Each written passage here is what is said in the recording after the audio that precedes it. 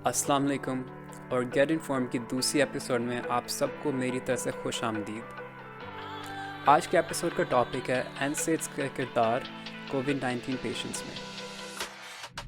अब इस वीडियो के टॉपिक को डिस्कस करने से पहले मैं कुछ वाज़ेह करना चाहता हूँ कि एनसेड्स होते क्या हैं।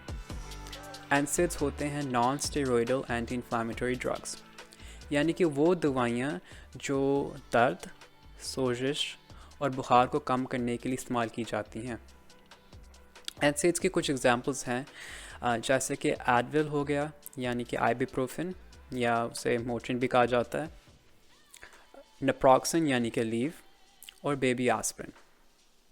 अब गुज़श्ता मार्च के महीने में जब नई नई खबरें आ रही थीं कोरोना वायरस के मतलब, उसी दौरान एक लेटर पब्लिश किया गया था लैंसेट मेडिकल जर्नल में, और ये लेटर था फैंग, रॉथ और उनकी टीम की तरफ से। और उस लेटर में उन्होंने कुछ ऐसा जिक्र किया था कि एनसेड्स ख़ास तौर पे आइबुप्रोफेन लेने से कोविड-19 पेशेंट्स में बुरे असरात पाए जाते हैं। यही बात फिर फ्रांस के हेल्थ मिनिस्टर ने भी की थी ट्विटर पे, लेकिन फिर उसने ये स्टेटमेंट वापस ले ली। जब ये सब कुछ दुनिया में फैल गया था, ये सारी खबरें फैल गई थी, तो काफ़ी हलचल मच गई थी। और इस सब बातों को देखते हुए WHO ने एक रैपिड सिस्टमैटिक रिव्यू किया, और उस रैपिड सिस्टमैटिक रिव्यू में तकरीबन कोई 28 स्टडीज़ थीं जो बड़ों पे मुश्तमिल थीं, और तकरीबन 46 स्टडीज़ जो थीं वो बच्चों पे मुश्तमिल थीं। और इस रैपिड सिस्टमैटिक रिव्यू के नतीजे कुछ ऐसे सामने आए। पहले तो ये देखा गया था कि इन तमाम स्टडीज़ में ये देखा गया था कि बहुत ही कमज़ोर एविडेंस था जो दिखा रहा था कि बड़े और बच्चों में जब एनसेड्स दिए जाएं तो डेथ के रेट बढ़ जाते हैं। बहुत ही कमज़ोर एविडेंस था इसके ख़िलाफ़।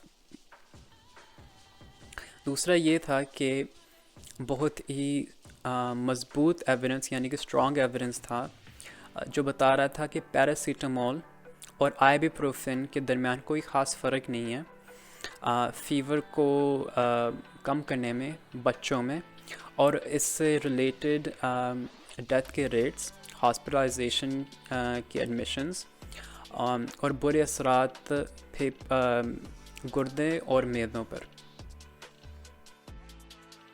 ये सारी बातों को और सबूत को देखते हुए एनसेड्स जैसे कि आइबुप्रोफेन को नज़रअंदाज करना गलत बात होगी, पर फिर भी हमें पैरासीटामोल को तरजीह देनी चाहिए, क्यों ख़ास तौर पे उन पेशेंट्स में जिनमें एनसेड्स देना बुरा साबित होता है। और ये पेशेंट्स वो होते हैं जिनको हाई ब्लड प्रेशर होता है, जिनको थोड़ा सा गुर्दों का प्रॉब्लम होती है, और जिनके मैदे में अल्सर्स पाए जाते हैं।